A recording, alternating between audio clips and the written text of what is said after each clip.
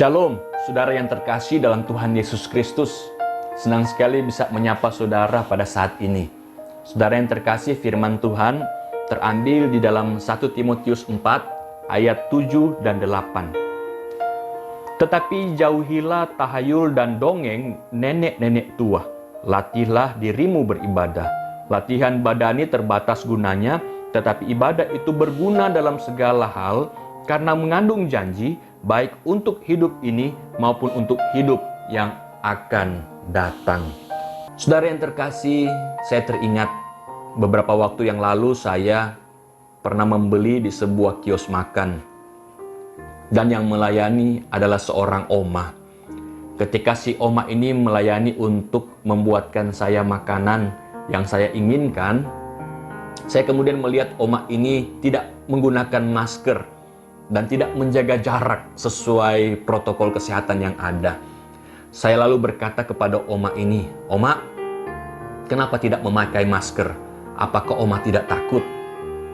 Lalu oma ini menjawab saya, "Sejak awal memang oma tidak pernah memakai masker. Itu pun kalau terpaksa. Oma tidak takut, yang penting yakin saja." Nah, saudara yang terkasih, apa yang menjadi jawaban dari si oma ini membuat saya cukup kaget. Karena mengingat usia oma ini yang sudah lanjut dan dia sering bertemu dengan banyak orang. Pastilah dia rentan dengan yang namanya penyakit atau mungkin hal-hal yang lainnya kalau dia mengabaikan protokol yang ada. Nah, saudara yang terkasih dalam Tuhan, di dalam kehidupan kita sebagai orang yang percaya, kita harus menjadi teladan. Kita harus menjadi contoh bagi orang lain. Kadangkala kita berbicara tentang keyakinan dan iman kita, tetapi secara praktek kehidupan kita, kita banyak mengabaikan protokol yang ada. Oleh karena itu, apapun yang ada dalam diri kita, itu harusnya menjadi ibadah di hadapan Allah. Saudara-saudara, jauhilah segala hawa nafsu kedagingan yang membuat kehidupan yang kita jalani ini menjadi sia-sia, tidak menjadi ibadah. Nah, saudara yang terkasih dalam Tuhan, dalam firman Tuhan dikatakan, tetapi jauhilah tahayul dan dongeng nenek-nenek tua, latihlah dirimu beribadah. Saudara-saudara, dalam bagian firman Tuhan, kata ibadah yang dipakai adalah eusebiao. Bukan berarti ibadah dalam hal kebaktian atau tata cara ibadah yang diikuti. Karena dalam bagian ini, eusebiao berarti kesalehan atau kehidupan yang baik menurut agama. Dengan kata lain, kehidupan kita harus menyangkut bagaimana integritas kita di hadapan Allah. Dan bagaimana kita menjadi teladan bagi banyak orang. Nah, saudara yang terkasih dalam Tuhan, selanjutnya ayat yang ke-8 dikatakan bahwa ibadah itu berguna baik untuk hidup ini maupun untuk hidup yang akan datang. Kata hidup di sini menggunakan kata zoe. Zoe ini berbeda dengan bios. Bios ini adalah hidup yang dimiliki oleh semua makhluk hidup, baik manusia, binatang, dan tumbuhan.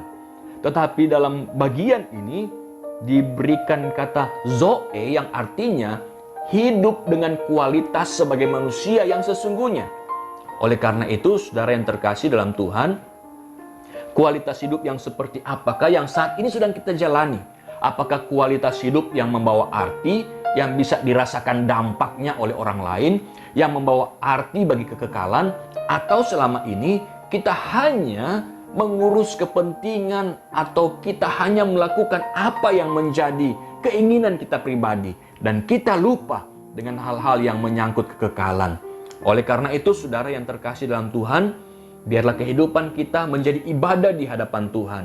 Apapun yang kita lakukan menjadi teladan yang baik bagi orang-orang yang ada di sekitar kita. Tuhan kiranya memberkati setiap kita. Amin. Mari kita berdoa. Bapa dalam surga, terima kasih Tuhan.